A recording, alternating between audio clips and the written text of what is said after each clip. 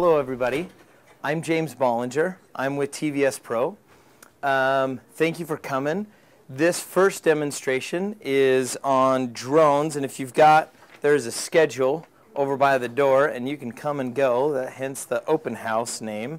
There are all kinds of stuff throughout here. If you haven't, you should have been checked to make sure you got in the drawing. Yes. At the end of this one, we're going to give away a Tello. Okay, if you haven't played with this, at the end of this presentation, we're going to give away one of these Tellos. And the people online, if you will click on the link in the description, you can register to enter this drawing as well. And by doing that, you're also entered into the grand prize. And you don't have to be present to win, but we are giving away a Mavic Pro as well. So kind of cool, okay? So we'll just get rolling here. We are, and I recognize a lot of faces here, TVS Pro, so a lot of you know already what we do. These are just a few of the brands that we carry. We are the only professional tier Sony, Canon, Panasonic, Blackmagic, DJI, Red, am I forgetting anybody, dealer in the state of Utah. So all of your high-end video equipment and whatnot, we're the only guys in the state of Utah that are able to sell it, and we are always looking forward to earning your guys' business and whatnot. We pulled on Wood and Camera in the last year. We've loved Wood and Camera, Tiffin, your filters. We've been with Sennheiser and Manfrotto for many, many years. Kino Flows, we just picked up Kino Flows if you guys are looking for lighting and stuff like that. As you can tell, I don't just do drones. We do all kinds of video equipment. So that's just a brief snapshot of who we are and what we do. A little bit about me. I started ground schools when I was in high school. I started flying airplanes in the cockpit with my dad when I was like 8 years old. And I remember at a young age I caught the bug, seeing all the gadgets and knobs and dials and everything else. I just caught the bug and kept going through it, and I got my license when I was about 21, my instrument rating when I was 22, 23, and continued on for there. I still fly and I enjoy it. It's a lot of fun, and I have always had a liking to the movie world and cameras and cinema and whatever else. And so when we could take a camera, and at the time it was a GoPro, like a Hero 2, Hero 3, and strap it onto a Phantom 1, I got really excited because I was combining two things that I really, really loved, video and aerial work. And so we've enjoyed seeing DJI kind of expand to what they are today, and we'll cover a little bit of background on them. So I am Part 107 certified. That's as of August 2016. That is the new official law that is there. It is an official pilot certificate. You will, if you pass that test, you will receive from the FAA. It looks exactly like if you were to have a private pilot or a commercial pilot's license. It's exactly, the face of it is the same, and on the back of it, it'll have your certifications. It'll say UAS, drone, basically, pilot certification. Kind of fun. And obviously, I'm in the cinema and aerial sales of things. This, as well as this presentation, will also be available for YouTube for later view, but we do all kinds of video demonstrations. Ted Bollinger does a lot of projection shootout and comparisons and product reviews and things like that. So not just DJI or Red or Sony type of instructions. We do audio, video, and projection and stuff all on YouTube. So subscribe, and if you're wanting to learn on the weekends when we're closed, here's a great way to do it. Okay, so now into more of the meat of the presentation. I kind of narrowed this down to say, okay, so what in today's world, what are some of the demands that people are looking for when they are purchasing a drone, a camera, whatever it may be? And I narrowed it down to these three aspects: stabilization, resolution, and I mean, the buzzword obviously is 4K. We have many, many cameras that are recording more than that. 4.6Ks, 5Ks, 6Ks, and of course 8K resolutions. And then the third thing, high dynamic range and wide color gamut, just color. And I couldn't really put it into a three one of those three aspects, but everybody is talking about live. We're doing it right now. Everybody wants to stream. Look at that. Jeff, you're on. Look at that. You're watching me live. If that makes sense.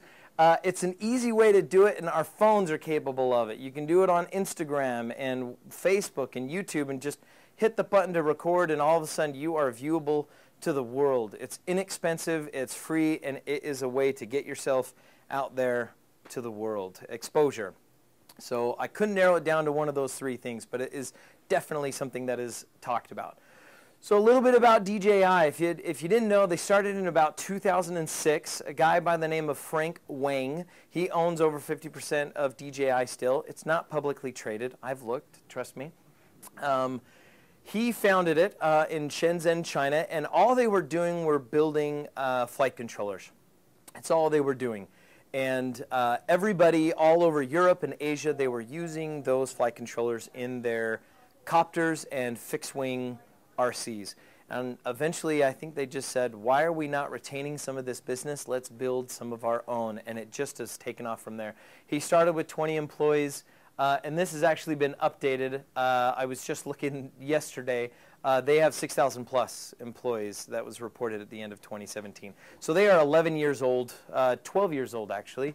12 years old, and Forbes released an article when Frank Wang was the world's newest billionaire, so to speak.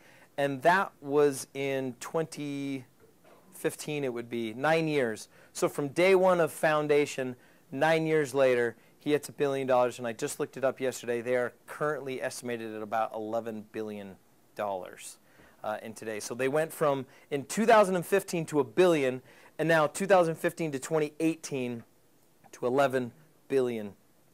They are a monster. In 2016, they covered about 70%, I think was the spec of the drone global industry. And dare I say that they're controlling 90% of that. That flight controller technology that everybody fell in love with in those early days has just been brought into here, and they're really reliable systems. So here is, that's a look of some of the flight controllers. That's a picture of an A2. They now have an A3. The flame wheel was one of the first ones, and then really when the United States started taking a look at who DJI was when they released the Phantom 1, and now we're on the 4th generation, and they just released or announced a Phantom 4 version 2.0. Quieter motors, yeah, there's a few added specs. They changed it from light bridge to OcuSync, which is the transmission technology used in the Mavic. It's got less latency and better range. So they've now updated from the light bridge technology that this guy's using to the OcuSync technology that the Mavic is using. Yeah? Latency being like the lag? From what the camera is seeing to what you are seeing. And so the video latency and the transmission. Yep.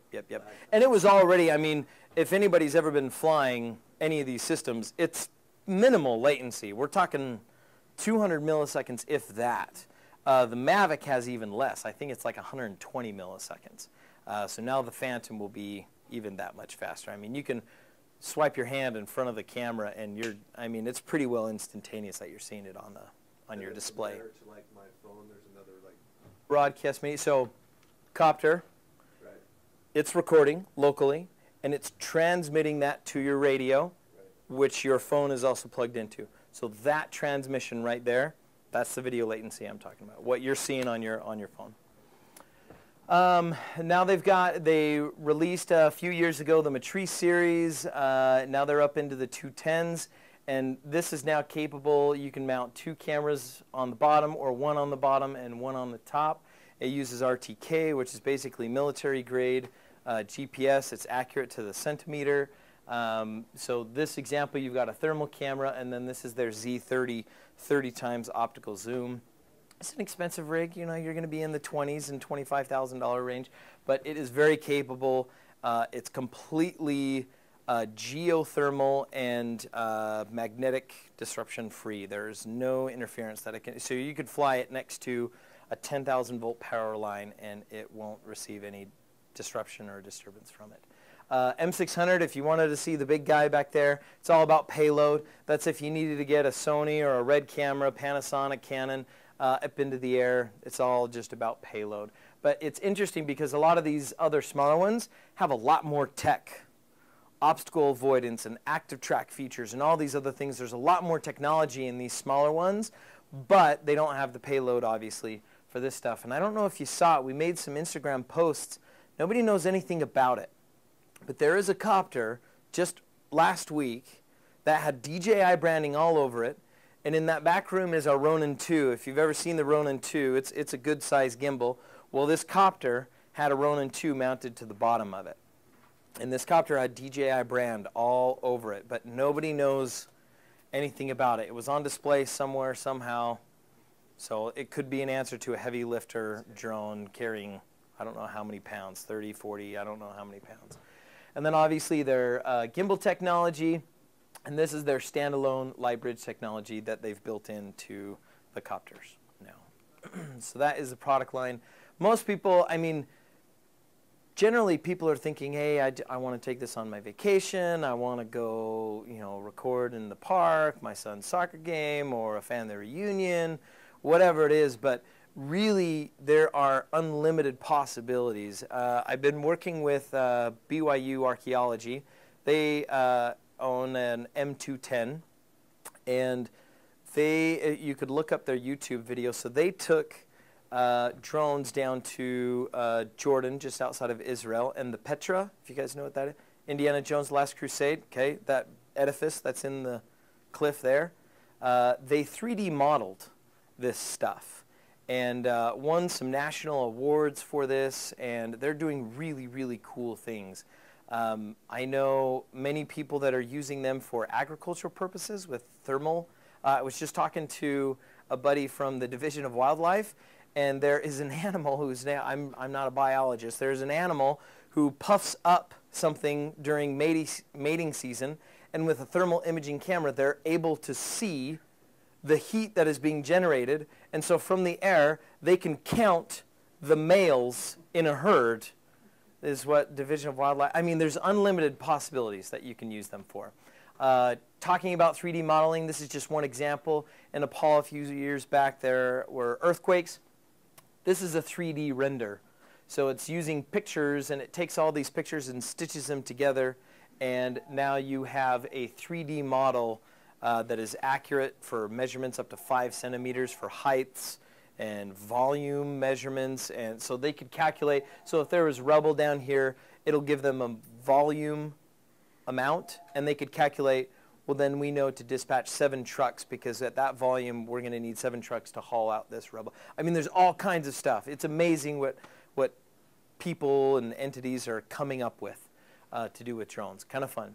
So into some of the safety features. All DJI drones, minus something like the Tello, which I consider more of a toy than something that has built-in GPS and whatnot, are fail-safe systems, geo-systems, fences. They know where they are at all times, and there's no way to turn this off. So if you are near an airport, I've been asked to fly at Ogden Airport and Sky Park Airport, and I've gotten permissions from those airport controllers. I've gone through the steps to make sure I'm law-abiding and I'm authorized and everything else, and then I go to do it, and it won't let me take or turn the props even on to take off because it is restricted. So there are things that you can do. There is a fly-safe DJI team, and you can submit to them to say, here are my credentials, here's my authorizations, and they can actually send you a firmware that you can load into your copter, and they'll give you a window, like a 1 or 2 day window at that latitude and longitude, wherever it is that you need to fly, and that firmware will unlock that area and allow you to fly. So movie makers and such, when they have to do those types of things, there has to be a workaround, and DJI has made that available if you have those credentials to do so.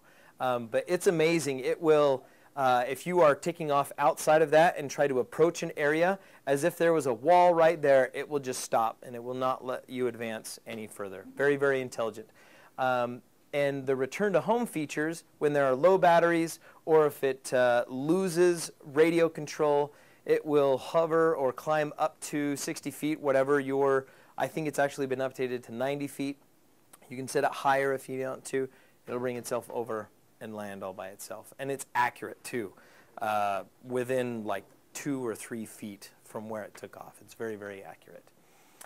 So these are some tips that I've put together. So make sure you fully charge all devices. If you want to see a funny video on our YouTube page, it's a Halloween one.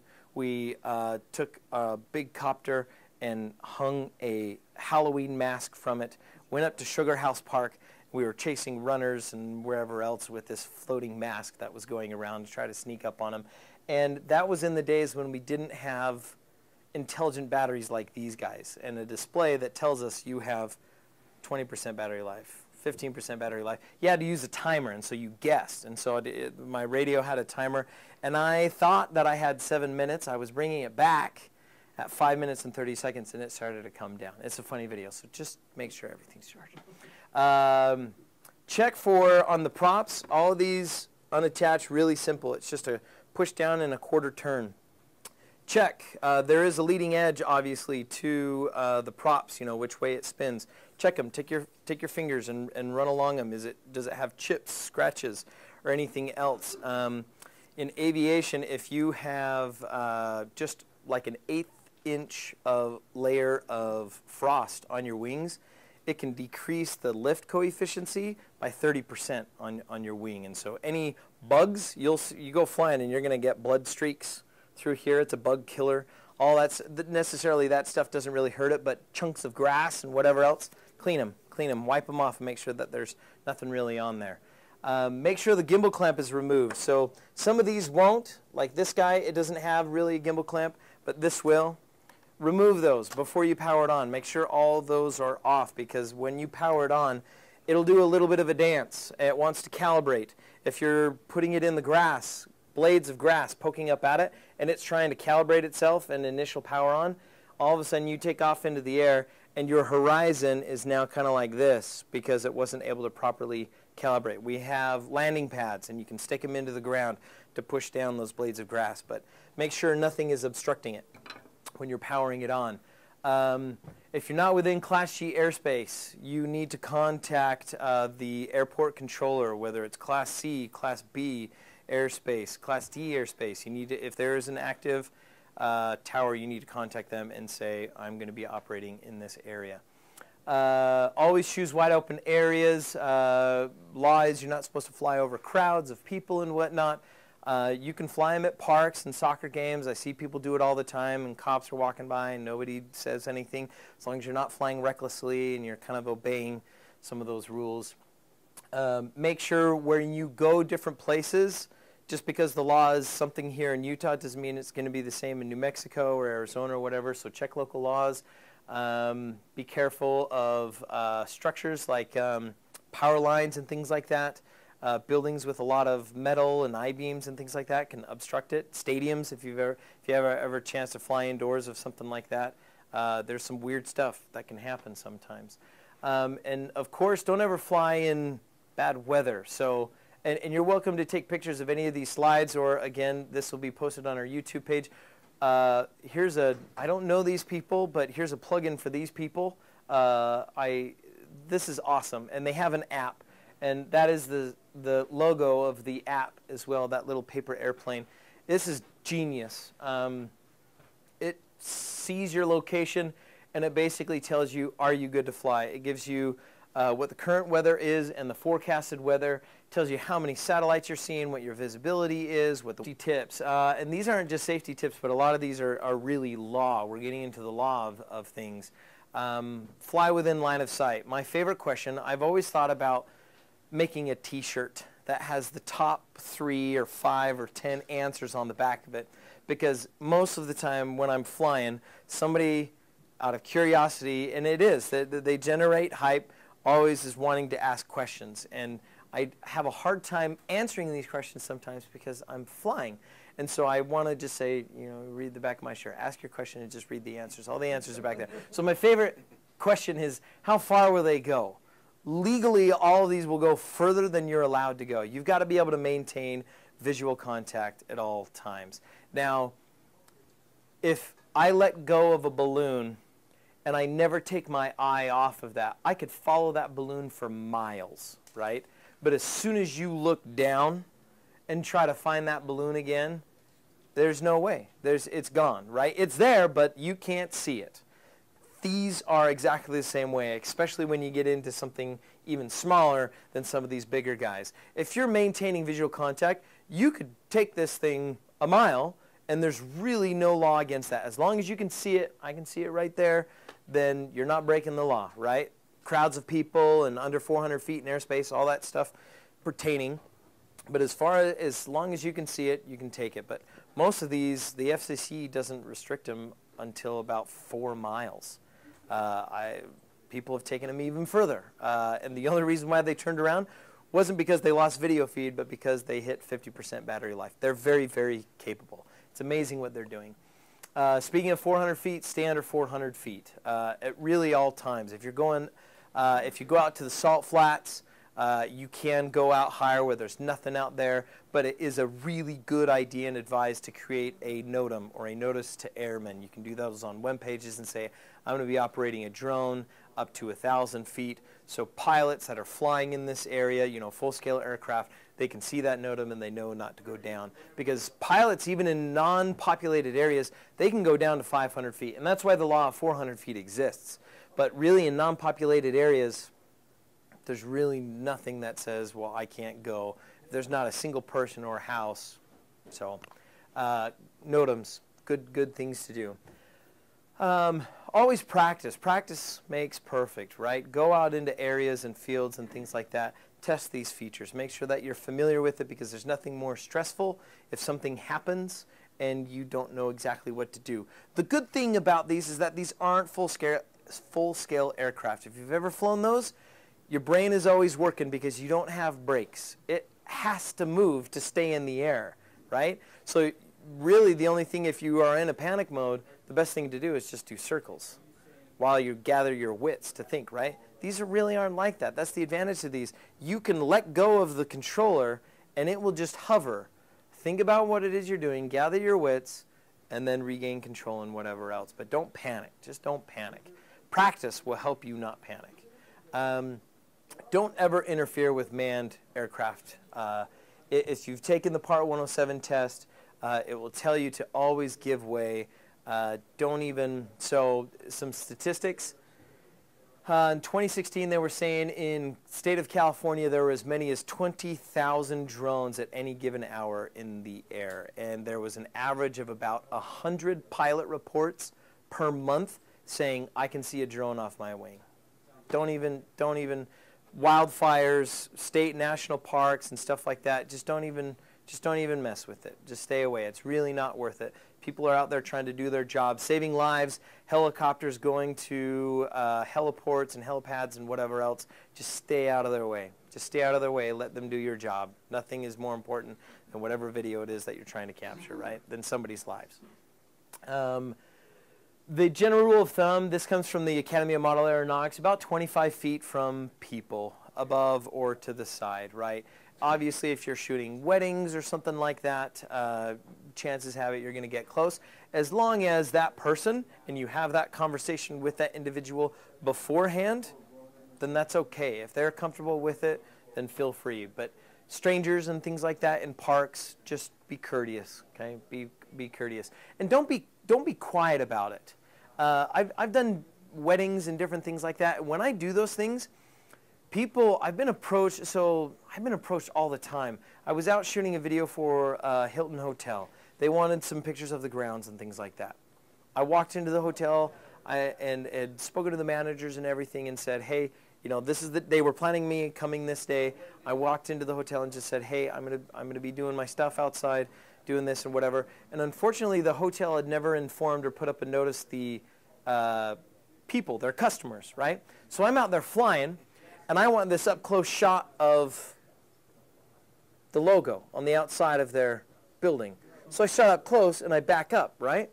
I didn't even think, but there are room windows right there, right? Most of them, the blinds are closed because the sun's shining through there. I'm out there flying, doing my job, totally legal and authorized, and this guy comes out and just starts cussing at me up a storm. He was mad. He was very mad, and rightfully so. And I said, I am so sorry. I'm here. I'm hired by the owners of the hotel, and I'm certified, pulled out all my certifications and everything. I said, I'm not trying to disturb your peace or anything like that. I apologize if the hotel didn't inform you. So, and when I'm doing weddings or something like that in a neighborhood, I now have this piece of paper, and I go around and I knock on the doors, and I say, just so you know, this is me. This is how you can contact me. This is who I am. This is what I do. I have been hired to shoot a wedding in this backyard. It is very possible that my drone may fly over the top of your house. And there's no law against that. Those people, as much as they love their privacy, they do not own the airspace above their houses. Yes, I have to respect their privacy, and I shouldn't get up close to windows, of course. But there's nothing that really stops me from being able to do that as long as I'm not flying recklessly in crowds of people and all that stuff. So I'm not quiet about it. I give people a heads up. I go around the neighborhood and I say, I'm not interested in your yard. I'm interested in this guy's yard. They're doing a wedding. They've got a party. That's what I'm interested in. I apologize if I go over your roof. And every time I do that, I never have problems. People are just, oh, thank you. But if I had been out there and doing it and didn't say anything, somebody's would come out and cuss me out. It's just what happens. It's just what happens. So stay away from people, stay away from objects, and don't be quiet about it. Don't try to be sneaky, right? Because if you're sneaky, then somebody starts thinking you're trying to be sneaky. And you are. You're being sneaky. Okay. Never fly under the influence. So this is what started all this. If you remember, it was 2015 maybe. Phantom 3, DJI logos all over it, crashing into the lawn of the White House. You guys remember this? You see this reports? Everybody I was talking to, everybody was saying, oh, what an idiot. And I apologize if the guy's watching this video. He was an under the influence government employee. And everybody was saying, oh, what an idiot. And actually my first thought was, he's genius. He probably had somebody fly over his house and was up. This was my thought. I don't know whether this is true. I'm standing in my opinion corner right now, but this was my thought. He had an occurrence where he didn't like a drone or the operator or something like that. And what's the quickest way to get something regulated? Crash it into the lawn of the White House. Bam! Obama comes out and says, FAA, there are no laws about any of this crap. You have got to you've got until the end of 2017 to come up with something. You've got to come up with something. And sure enough, here we are with all the law, and now you can get an official pilot certificate for it. Don't fly under the influence, okay? Okay, so some of the more nitty-gritties of the law, and stop me if you ever have any questions. I'm only going to get so deep into this, and I'll highlight it at the end of this. On the 31st of this month, we have an actual DJI sponsored event. We're going to give away another Mavic at that one, and that is actually going to be at the Hilton, the same Hilton that I was shooting stuff for. And we'll get more in depth with this stuff, but this is kind of the basic crumbs of it. Those were the three basic types. So John, one of our local FSDOs with the FAA, I've asked him several times, well, what if they're doing this? What if they're doing this? And his answer was, if they have to ask, it most likely will require a Part 107, was his answer. And it can go to the extreme. So let's just hypothetically say I shot a family reunion and I posted it on YouTube. And I put on that title of the video, Brad Pitt at my family reunion. And because I put Brad Pitt on there, it generated 10 million views within a day. And when I uploaded this, I clicked that radial button that said monetize with ads. So now YouTube allows me to, or them to advertise on there.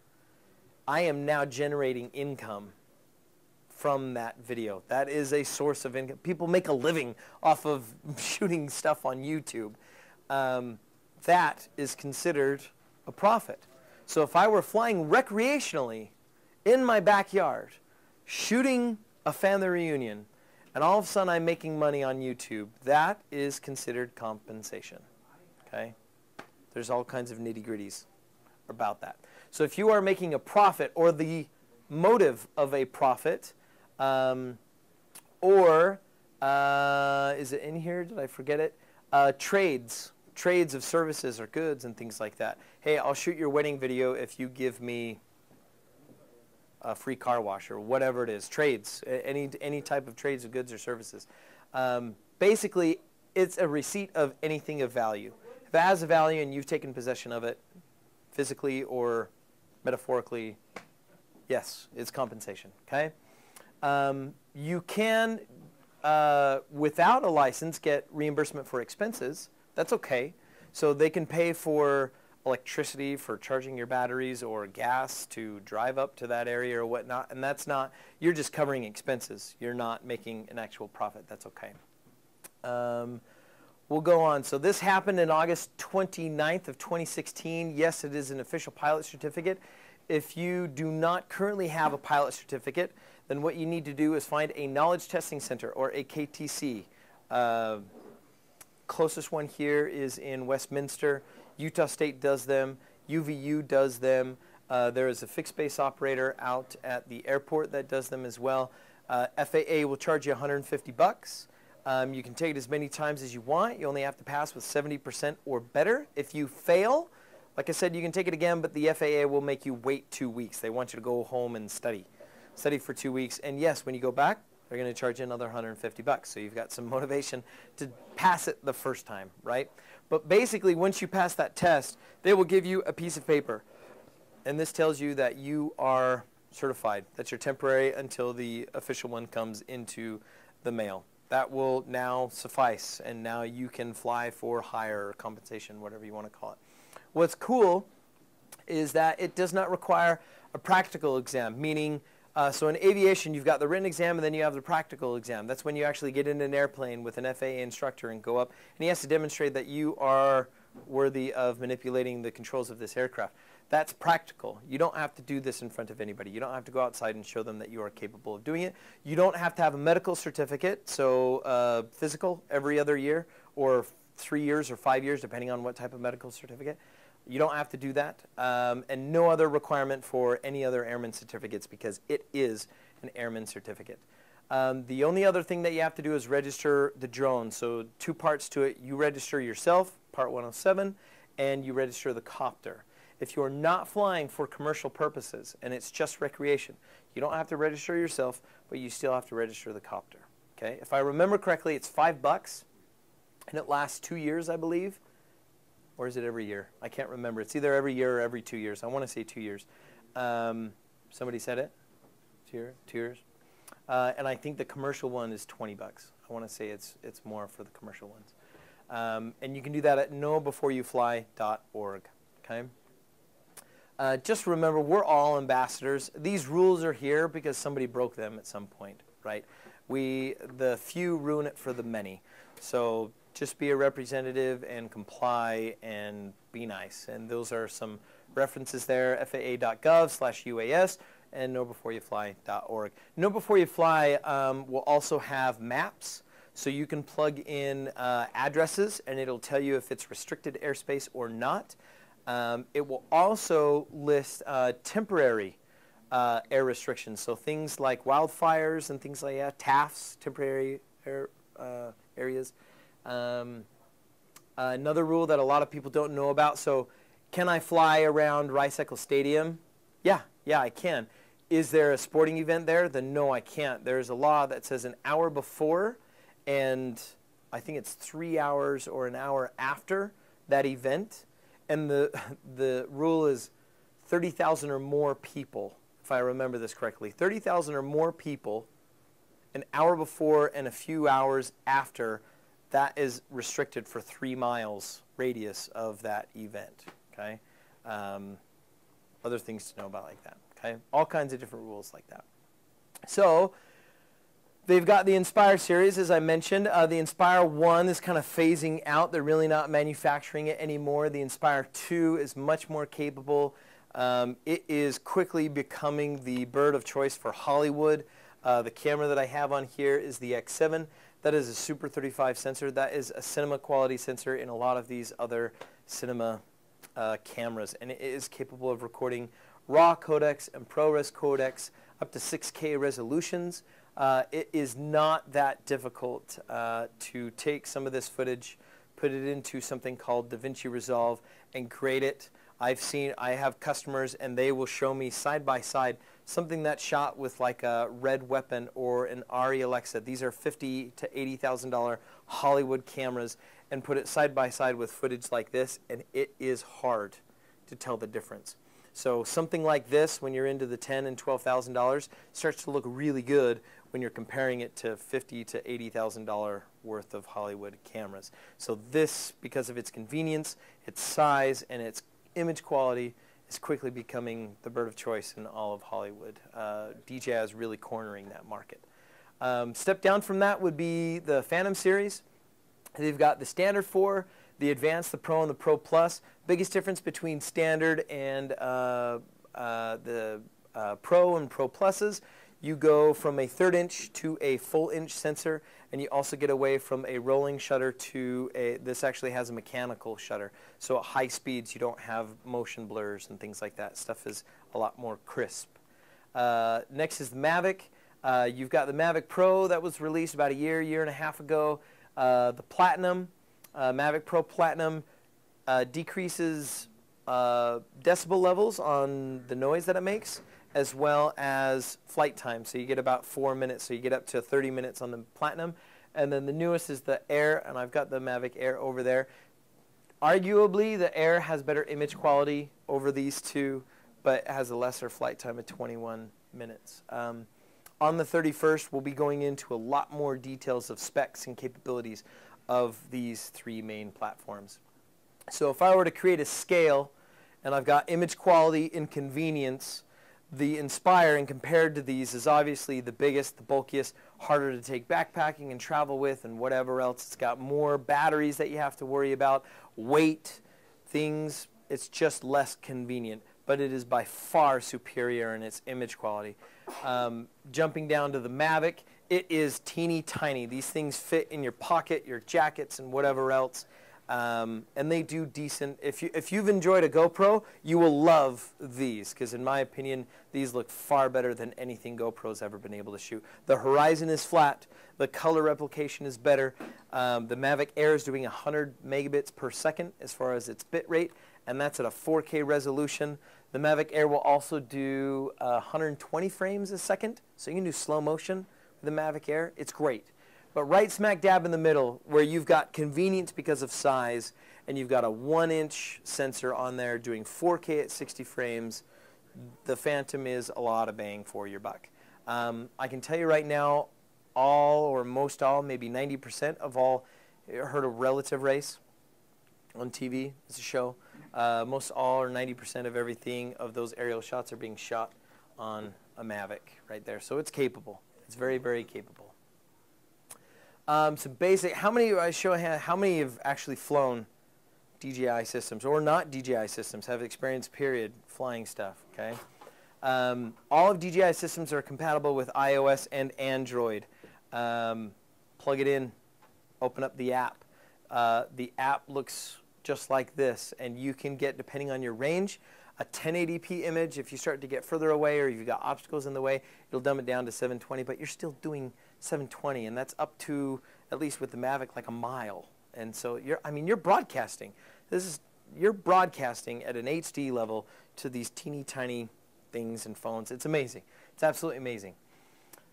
We'll keep on going. So the point of this, so this status bar, and this is a little bit older of a picture. This status bar is now moved over to this side of the screen.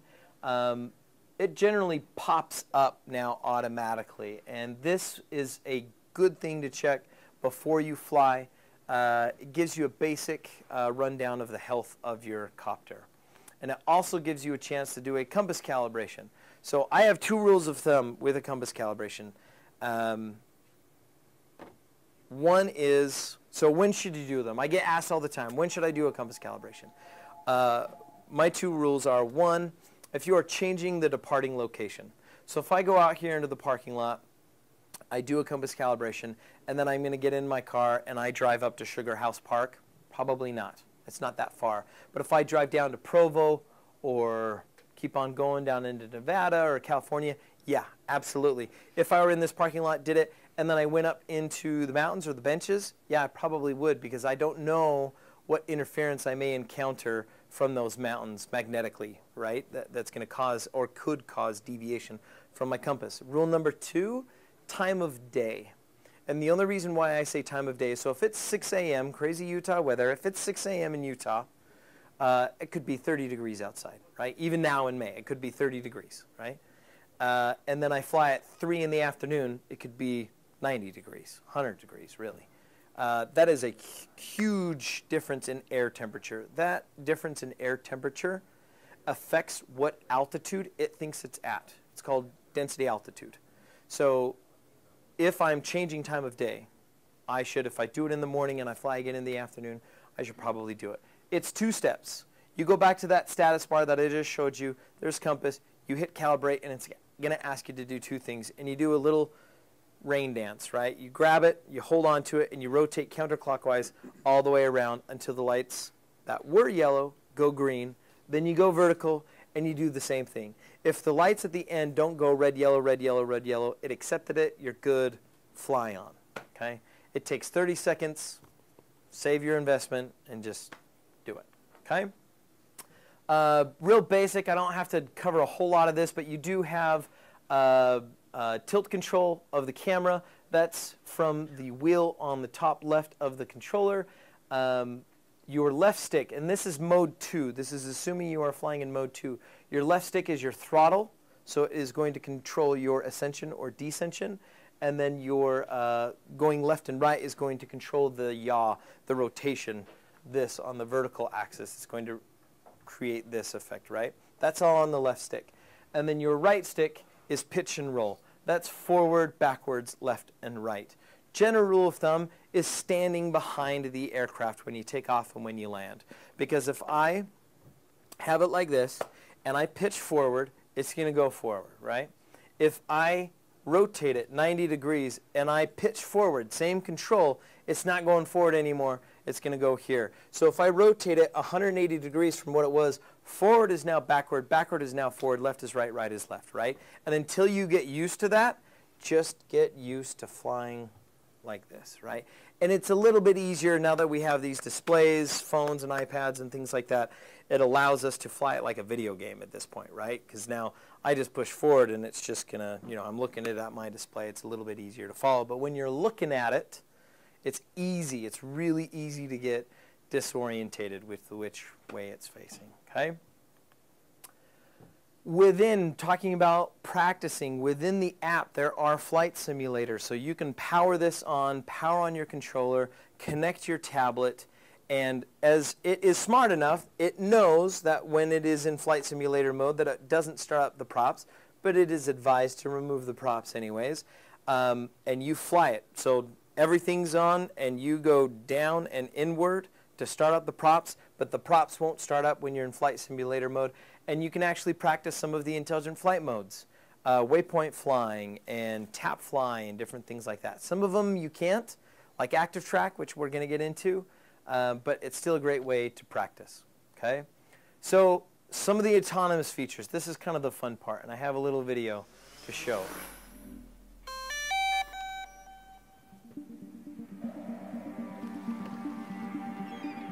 What do you need for incredible aerial imaging? A brilliant camera, an aircraft you can trust, and the intelligence to make every shot cinematic. The new Phantom 4 Pro has all this and much more.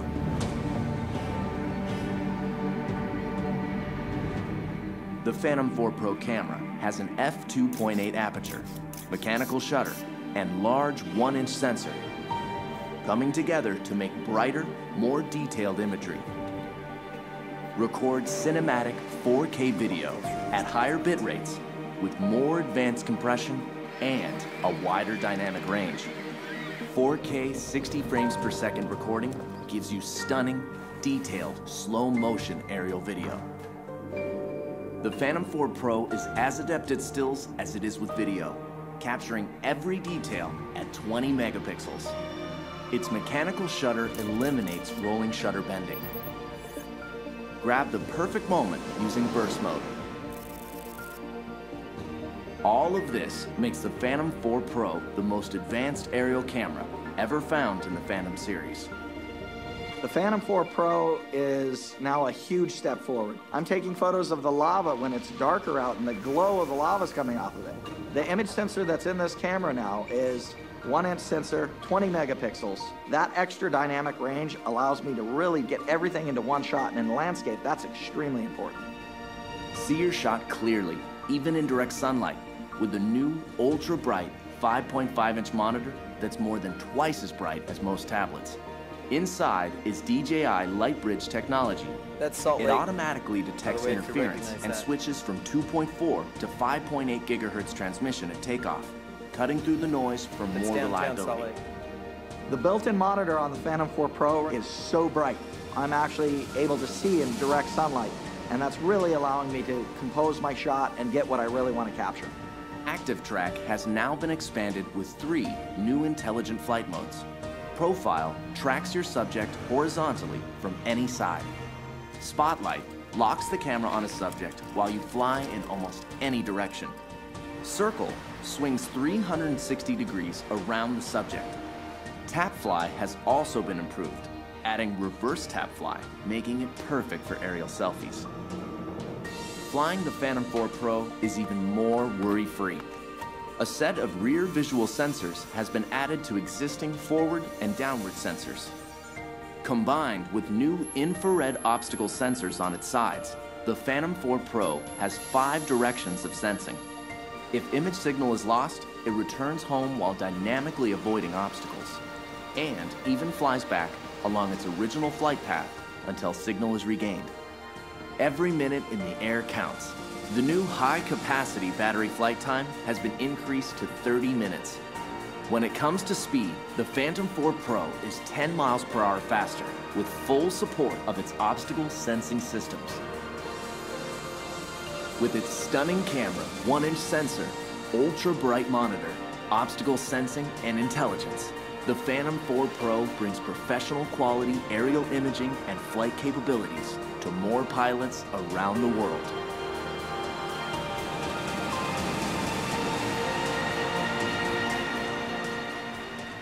So there you go. There are some of the features in the Phantom 4 Pro, and actually not just the Phantom 4 Pro, but the Mavic Air, the Mavic Pro, the Platinum, the Inspire 2, the Spark. All of these have these types of features. So play with these, have fun with these. Active Track is a lot of fun. The first time the Mavic came out, I took it down to St. George. My 5-year-old nephew was at a park, and I saw him on my display. I highlighted him just like you saw in the video, and it started to follow him. And you can still control distance, or rather not distance, I mean altitude as far as distance, while it's doing that. So as he's walking around and I increased my altitude, it automatically tilts the camera to keep him at the center of my frame. I wanted to see how high will it allow me to go, and it still follow him. I had it up to 150 feet, and this thing was still following my nephew around this park. So they are, if you've got good light, these are optical sensors. So if you are in dusk or early sunrise and things like that, it may not find objects. In some of my YouTube videos, I was up at Park City film studio. Those walls are black. It would have let me run right into those walls. It could not see them. They are optical sensors, so they're not flawless. Just be aware. But this is a really fun feature. Sense and Avoid. With the new Mavic Air, they've added so all of these Sense and Avoid, whenever it comes in contact or sees something, it stops. The Mavic Air, actually what it will do now, as it approaches something, it's seeing or trying to hunt for dead space.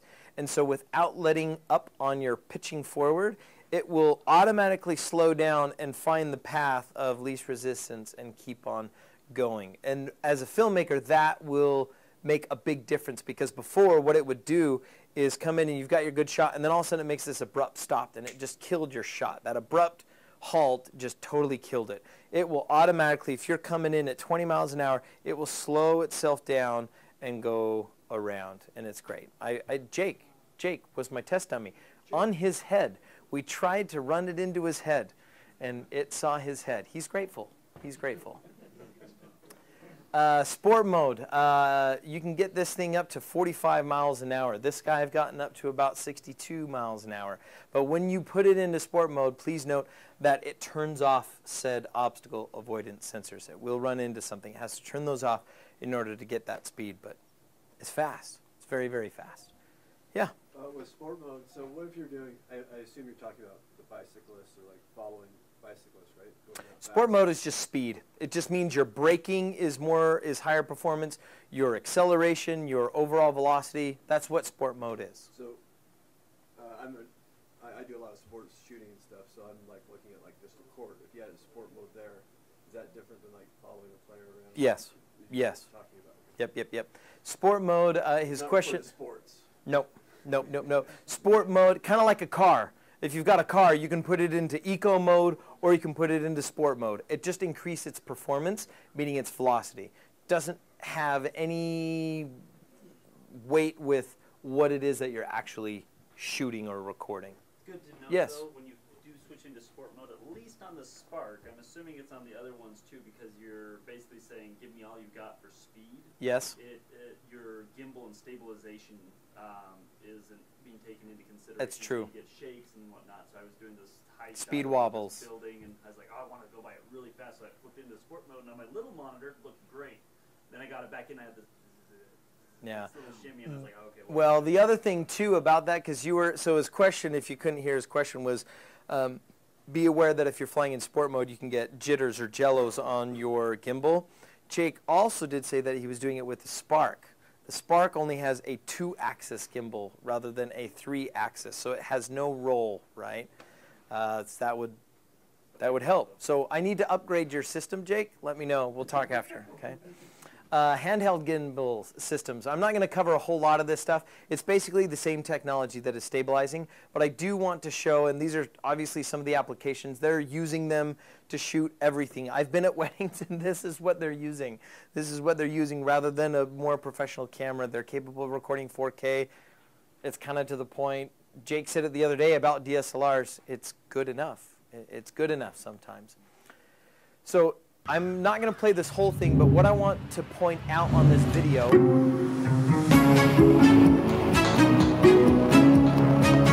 is why you shoot in 4K. Going back to those 3 things that I was mentioning at the beginning. A lot of people say, why do I want to shoot in 4K? I can't display it or show it. Well, that's changing. You can upload 4K videos.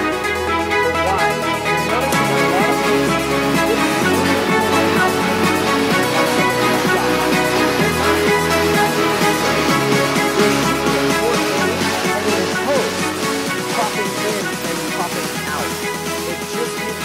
bigger canvas, something for you to work with. So just because you are rendering it out in 1080p doesn't necessarily mean you don't want to record in 4K, because also on that, besides being able to have the ability to zoom in and out, or crop, it would be the better word for it, is that if you take a 4K image and you render that down to 1080p, that is going to be an incredibly sharp, crisp 1080p. Rather than going 1080p to 1080p, you're jamming much more information into 1080p. Done right, it can look better than the original 1080p, okay? This next video is just a basic example of the importance of stabilization. And this is why DJI as well has gotten so good and so big at what they do, because all of their cameras come with 3-axis stabilization, except for the Spark, Jake's Spark. So there you can see side by side, without and with. Stabilizing your video can add a huge professional aspect to it. The other thing too, so the action cam on the left, they're not saying what it was shot with. My guess is that it's a POV, point of view, camera like a GoPro. Look at the horizon. Look at the fish compared to this. The color, everything just looks so much more cinematic. DJI has figured out their lenses, has figured out their gimbals to provide a really good professional tool and at affordable levels too. I mean, the Osmo Plus is, I think it's under like 400 bucks. And you can buy, I've got, if you wanted a demo on the Osmo Mobile, take your cell phone, throw it on it.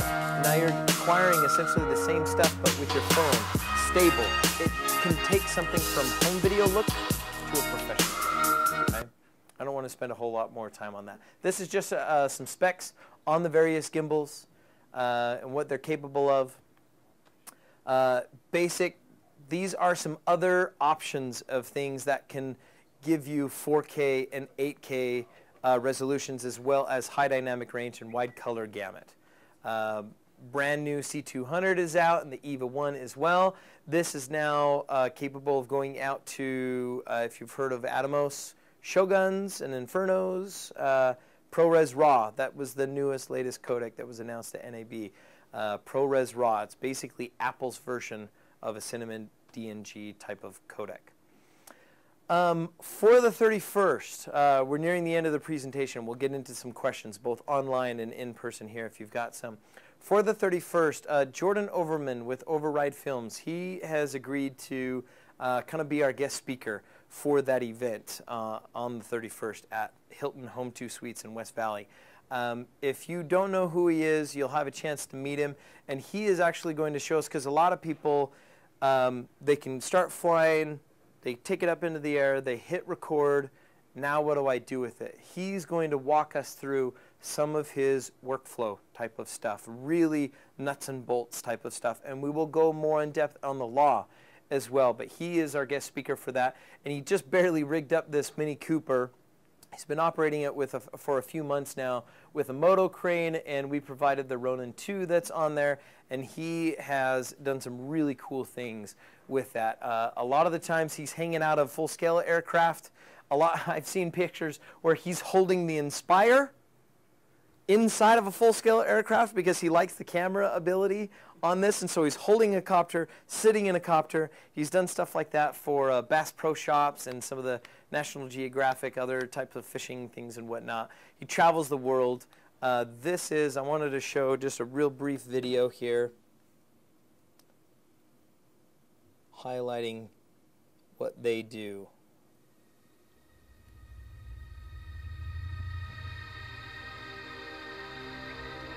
And this kind of gets your juices flowing of what aerial cinematography can be about. I laugh more than other men. I look up and see more than they. I know how the clouds feel. I am free in this vast array.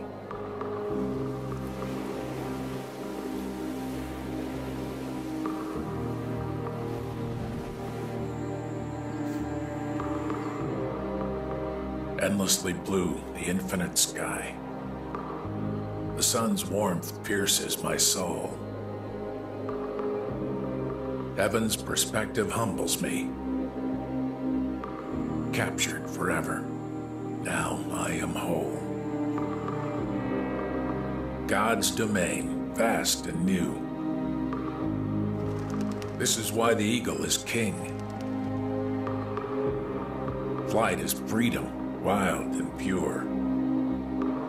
Feel the rush of wind over wing. He had permission to do that, by the way. There's clarity waiting for you. Join me, soaring here in the sky. Fearful, you ask, what if I fall? Awakened, I answer, what if you fly?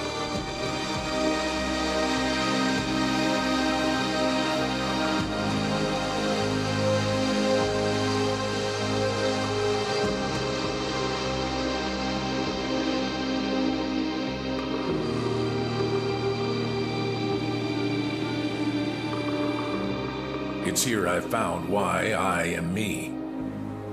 Your future holds the best of you, but you won't find it in the dirt. Your destiny is above. Come and see.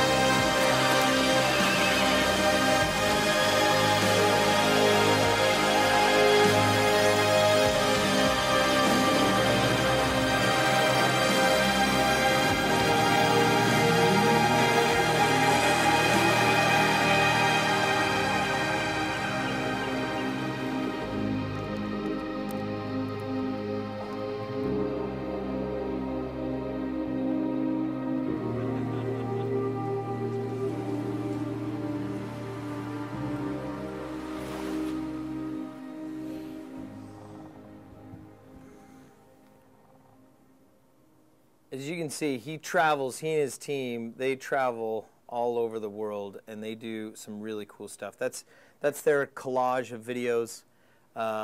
You can see that video again if you are interested on YouTube. It's called Uplift, and I believe it's a poem of some kind that they had a narrator do. So that, if you wanted to meet him and pick his brain a little bit, that is on the 31st. It'll start at 10 a.m. at Hilton Home 2. There are links on our webpage. There's another promo video playing somewhere in the background. It's on mine, yeah. There it is. Go kill it. There we go. I was like, wow, that was really cool timing. I was feeling motivated and all kinds of things. So that is on the 31st. Come and pick his brain. And like I said, we'll be another drawing, and we'll do Mavic Pro on that. That'll be fun. I'm excited. And he's become a good friend, and he and his team are some of the best pilots I've ever seen. They've been on film sets and done documentaries and all over the world. That video kind of really shows it all, what they've done. So with that, I leave you with an awesome quote that started when regulation was just happening on these drones, and everybody was like, are these going to be banned? Is Amazon going to be able to deliver things? Is Pizza Hut going to give us our pizzas and whatever else? And there was a guy that was there. He was a government official who was highly advocate of these things, and he said technology always wins, and it's proven so. These things are all over. The demand is there, and we are happy to help train you and provide you some of the tools that you need to tell stories. That's what we love to do, is we love to help tell your stories. That's what this is all about. What questions? Are there any questions? Mindy, there are questions online? Yes? If you want to, I can repeat it out loud so that we can hear the questions. Do you guys have questions? Anything? Okay. What are some of the questions? Redemption RVA, I don't know where he's from, but he said, I use a UAV forecast as well. I noticed that there's been a TFR/NOTAM within a 40-mile radius of Washington, D.C. since last year. Is it okay to fly in that bubble? So what's his name again? Redemption RVA. Redemption RVA. Thank you for your question. Basically, he is asking, there's been a 40-mile radius around Washington, D.C. Remember that story about the drunken government employee crashing into the White House? You can thank him for that. The AMA has battled with Washington a lot, the Academy of Model Aeronautics, to try and get this stuff available and allow it to fly. The simple answer is no. Unfortunately, if you live out in that area, there's no easy way to fly. You got to drive out of those boundaries. There's no way to unlock it. It's just the way it is. Sorry. I wish I had a better answer. The few ruin it for the many. Did I say that? I think I did. What other questions? We have another question from Michael Aragon. How big is the sensor for the Mavic? You said that it had a 1-inch on the Phantom? Yes. What's his name again? Michael Aragon. Michael Aragon. Thank you for your question. On the Mavic, and this pertains to the Mavic Pro, Mavic Platinum, and Mavic Air, they are all 1/3 inch sensors. I believe they are all made by Sony. Sony is the leading sensor manufacturer on the planet. Same company that provided them for GoPro. 3rd inch sensor. Okay, Redemption is doing a follow-up question. Oh, He said, back to DC. Redemption. so the 40 miles TFR/NOTAM is actually permanent? Yeah. It's not a NOTAM or a TFR, temporary flight restriction area. It is. It's there to stay, unless they decide to move to the White House. Probably not. Redemption also has another question. Okay, another question. He's pretty. I know you want to fly. You just gotta go someplace else. He said, what is a great way to insure your DJI drones after the DJI Care refresh expires after 1 year? I heard that State Farm can insure your drones for Yes. around $60 a year with their personal articles policy. Yes. Well, that I don't know how much. Repeat the question. But yes. Okay. So, and what's his name? That's Redemption. Oh, that was Redemption again. Yes. Yes, I do know. In fact, I have business cards from my brother-in-law, Michael Erickson. If you're watching, he is a State Farm agent. And yes, he can register, or not register, I'm sorry, provide insurance policies for these things. Basically, the question was, can State Farm insure them and after the Care, DJI Care? That's basically Apple Care, if you're familiar with it. You can provide that type of extended warranty up to a year. It gives you 2 replacements, and there are deductibles for those replacements. But after that year lapses, are there companies that insure them and whatever else? Yes, I'm sure there are many. I know of State Farm simply because my brother-in-law, Michael, gave me a stack of business cards and said, if anybody asks, here you go. So if you want to know Michael Erickson, I can give you a business card. Is that it? Or is there another one? All I have right now. Pertinent anyways. If there are other questions that we weren't able to get to, you can post them on the YouTube video that will be listed on here afterwards, and we'd be happy to get to those as soon as humanly possible.